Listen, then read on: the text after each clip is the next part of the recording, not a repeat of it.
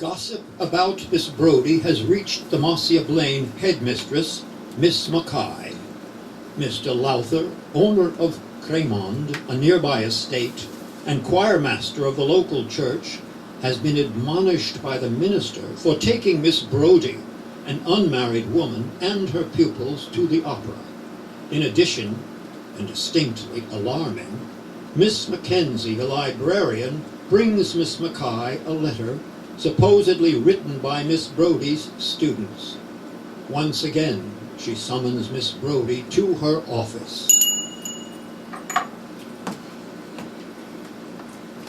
Miss Brodie, do you know what this is? It would appear to be a piece of blue paper with writing on it in pencil. It is in fact a letter. It was found by Miss Mackenzie in a library book.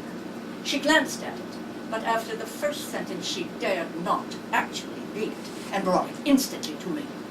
Yes. Is it addressed to you? No, Miss Brodie, it is addressed to Mr. Lowther, but it is signed by you. I shall begin. Please do. Of course I realize it is a forgery, just the work of a child. My dear delightful Gordon, your letter has moved me deeply, as you may imagine. But alas, I must ever decline to be Mrs. Lowther. My reasons are twofold. I am dedicated to my girls, as is Madame Pavlova, and there is another in my life. He is Teddy Lloyd. Intimacy has never taken place with him, as he is married to another. We are not lovers, but we know the truth. However, I was proud of giving myself to you when you came and took me in the bracken. While the storm raged about us, if I am in a certain condition, I shall place the infant in the care of a worthy shepherd and his wife. I may permit misconduct to occur again from time to time as an outlet, because I am in my prime. We can also have many a breezy day in the fishing boat at sea. We must keep a sharp lookout for Miss Mackay, however, as she is rather narrow, which arises from an ignorance of culture and the Italian scene. I love to hear you singing Hey Johnny Coke, but were I to receive a proposal of marriage tomorrow from the Lord Leon, King of Arabs, I would decline it. Allow me, in conclusion, to congratulate you warmly on your sexual intercourse, as well as your singing.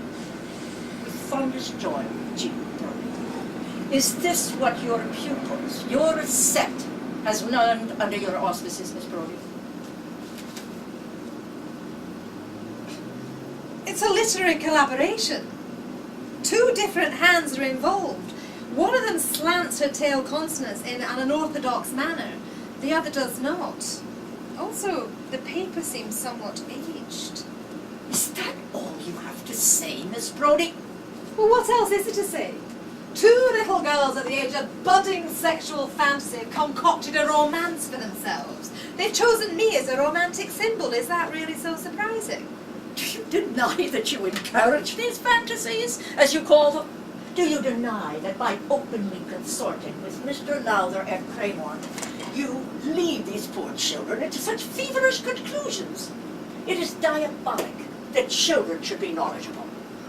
12-year-old girls are not children, Miss Mackay. How do you know they're 12 years old? From the handwriting, the vocabulary, the rudimentary knowledge of the facts of life. Surely you cannot believe that this is the work of 9-year-olds. I could believe it was the work of your 9-year-olds, Miss Brodie. However, in view of the age and condition of the paper, I will grant that it was probably written some time ago. Then I fail to see your agitation, Miss Mackay. It's a rather antique prank. Miss Brodie, there is a principle involved here. The principle that teachers are prima facie the protectors and guardians of their pupils. Guardians against corruption. It is arguable, is it not, where guardianship ends and interference begins. When a girl reaches the age of 12, one must accept that nature itself plays the role of corrupter. One can accept, Miss Brodie, but one need not stampede the process. I submit, Miss Brodie, that your influence has been excessive and painful. There is very little for me to say in the face of your extraordinary prejudice and hostility. I am not asking you to say anything, Miss Brodie. I am asking, demanding, that you place your signature, your own signature, on this letter of resignation which I have prepared. I will not resign.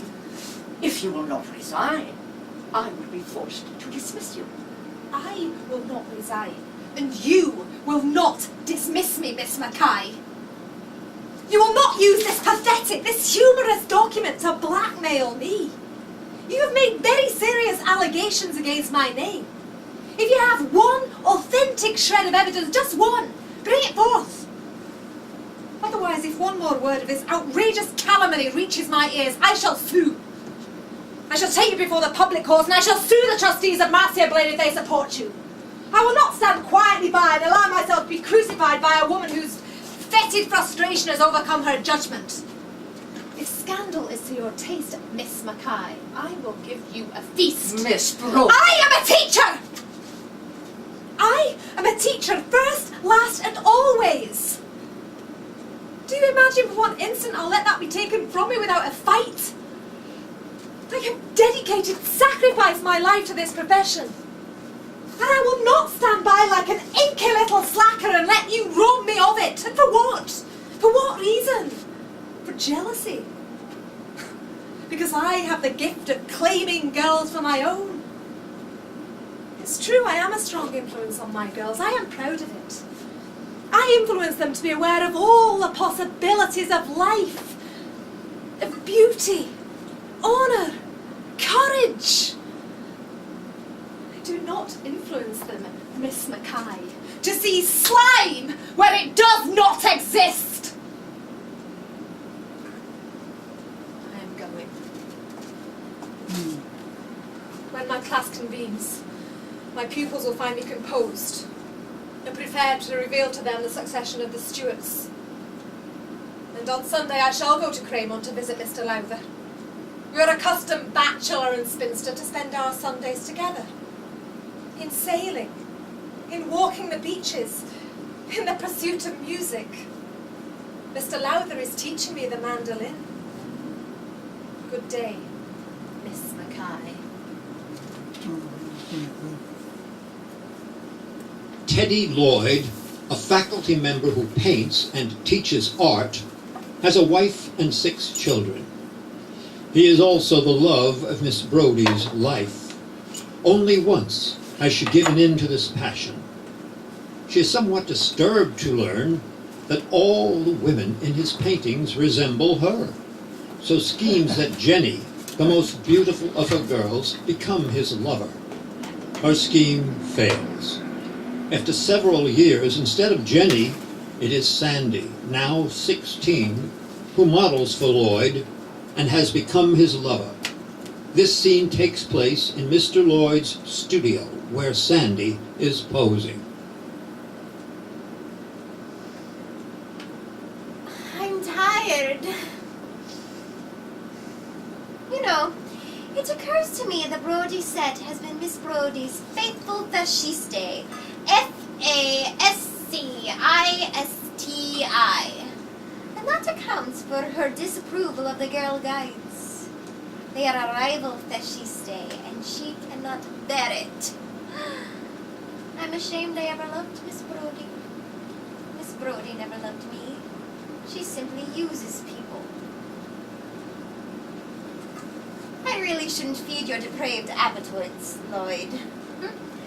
When can I see my portrait? It's Jean Brodie. Even the skin tones are hers. It isn't even my skin. I never thought you loved me, but I really thought you desired me. You might as well have been Jenny. It would have been the same with anyone. Well, Lloyd, I congratulate you on your economy of style. Simply use whatever is at hand. Miss Brodie does it too. Very instructive. night, Floyd. You really don't need a model anyway. Since this seems to be a time for truth, Floyd, you really are a mediocre painter. It's a wonder you don't try another line. You are getting on, you know.